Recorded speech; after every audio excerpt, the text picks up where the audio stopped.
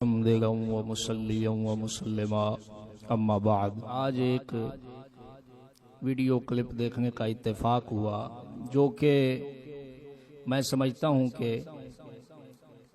شاید علامات قیامت میں سے ایک علامت ہے کہ دنیا کا سب سے ذلیل طبقہ جو شمار ہوتا ہے یعنی مفعولین، انہوں نے بھی اب مناظرے کے چیلنج شروع کر دیے اور مناظرے کا چیلنج بھی ایسے انداز میں دیا ہے کہ تاریخ میں اس کی مثال اور نظیر نہیں ملتی۔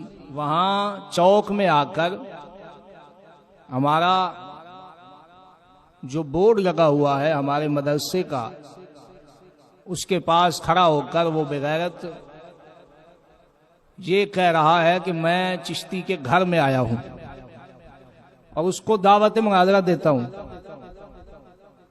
یہ تو اسی طرح ہے کہ کوئی چپراسی اور میراسی جا کر صدر کے دروازے پہ کھڑا ہو جائے، اس کو کہے کہ میرے ساتھ روبرو بات کر،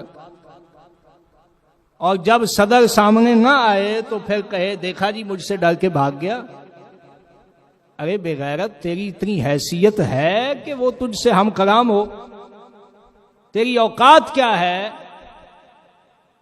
تیرے اندر اتنی حیثیت کہاں ہے کہ تجھے منہ لگایا جائے، اور وہ بھی ایک ایسے شخص کی طرف سے کہ ساری کائنات میں جس کے علم کا کوئی مقابل ہی موجود نہیں ہے۔ اب میں اس کو اس کے چیلنج مناظرہ کا جواب دے رہا ہوں کہ مناظرہ اگر کرنا ہے تو اس کے لیے سب سے پہلے یہ ضروری ہے کہ تو اپنے اس فاعل کو جس نے تجھے علم تحتانی عطا کیا ہے اس کو نکال کے سامنے لے۔ اللہ کے فضل و کرم سے 1 سال کا عرصہ ہو گیا میں نے اس کا رد کیا تھا جو اس نے حضور امام الغیرت کے موضوع مسئلہ ایمان ابی طالب سے جھوٹ بول کر اپنی طرف سے الفاظ کا اضافہ کر کے، جو روح المعانی کے رد میں حضور امام الغیرت نے فرمایا تھا کہ صاحب روح المعانی نے لکھا ہے کہ یزید شروع سے کافر تھا، تو جو ایسا کہتے ہیں وہ تو خدا تک پہنچ جاتے ہیں، تو اس نے یہ لفظ اس میں سے نکال کر شروع سے اور کہا کہ یہ کہتا ہے کہ جو یزید کو کافر سمجھتا ہے وہ تو خدا تک پہنچ جاتا ہے۔ تو میں نے اس کو تقریباً 1 سال کا عرصہ گزر گیا، اس کو جھوٹا ثابت کیا تھا اور آج تک اس کے زبان سے ایک کلمہ بھی نہیں نکل سکا۔ تو کیا ہمارے شیخ سے مناظرہ کرے گا؟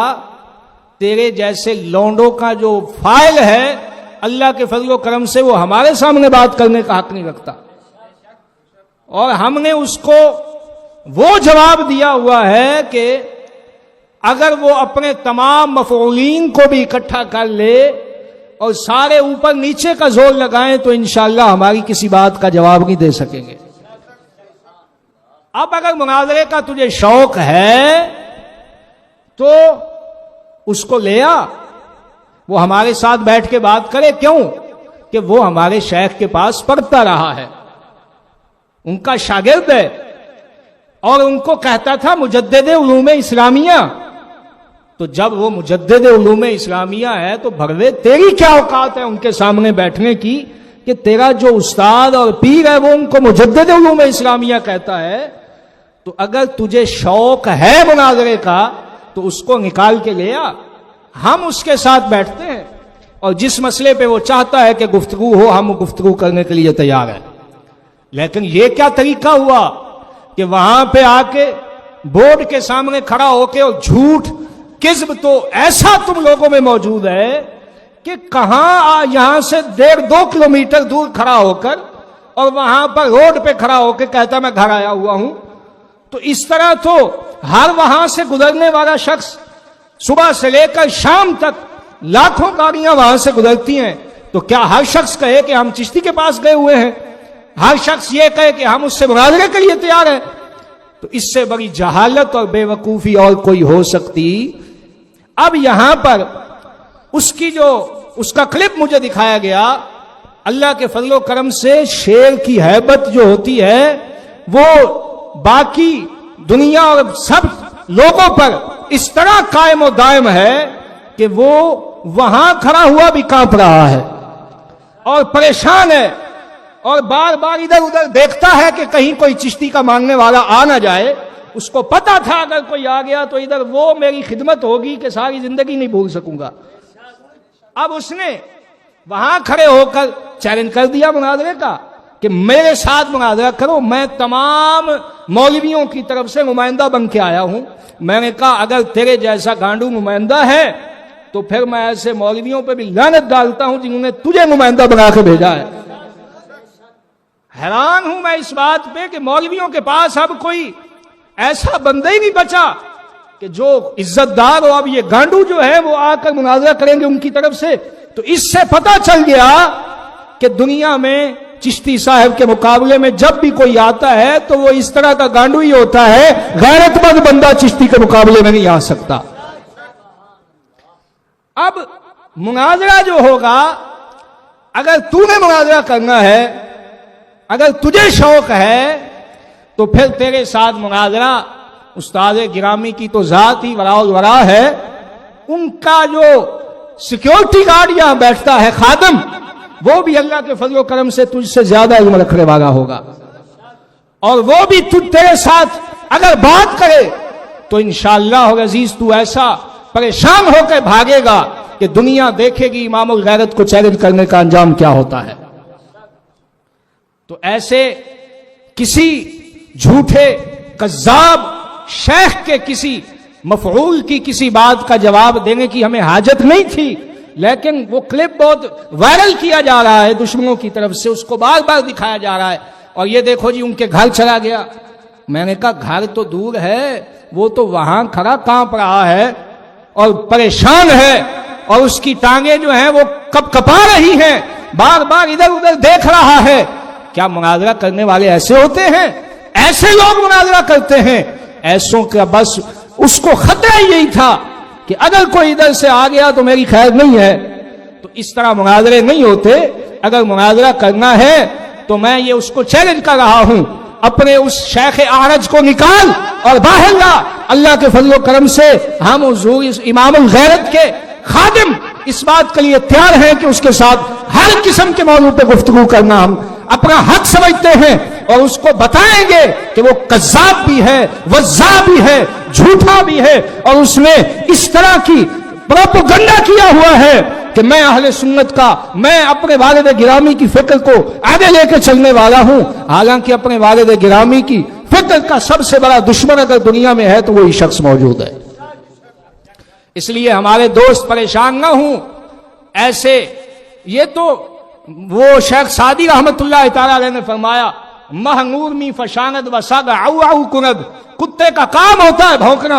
ادھر سے سورج چاند نکلتا ہے اور کتے بھونکنا شروع ہو جاتے ہیں. تو اس میں چاند کا کوئی قصور نہیں ہوتا, چاند کی کوئی غلطی نہیں ہوتی. چاند تو نور دے رہا ہوتا ہے لیکن کتا اپنی فطرت کا اظہار کر رہا ہوتا ہے.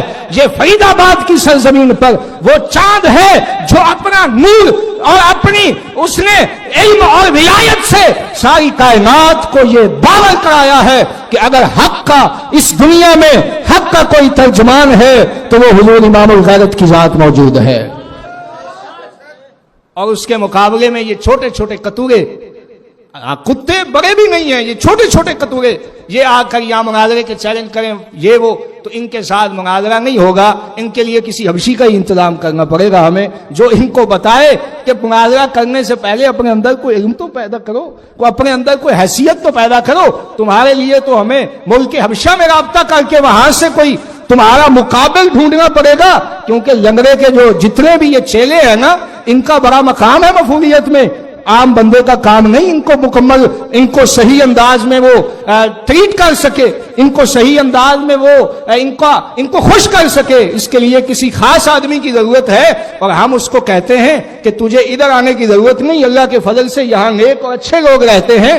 تجھے اگر زیادہ شوق ہے تو ہیرا منڈی چلا جا, وہاں تیرے جیسے لاکھوں تجھے مل جائیں گے.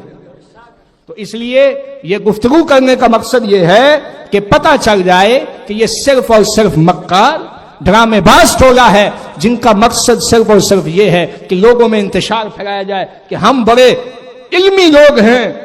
میں نے کہا علمی ہوتا تو تو جھوٹی روایتیں وضع کرتا, تو بات کو کاٹ مروڑ کے اور تو نے پیش کیا اور ہم نے اس کا رد کیا. اللہ کے فضل و کرم سے آج سے 1 سال کا عرصہ گزر گیا, اس کے شیخ کے منہ سے ایک لفظ بھی نکل نہیں سکا اور نہ انشاءاللہ نکل سکے گا.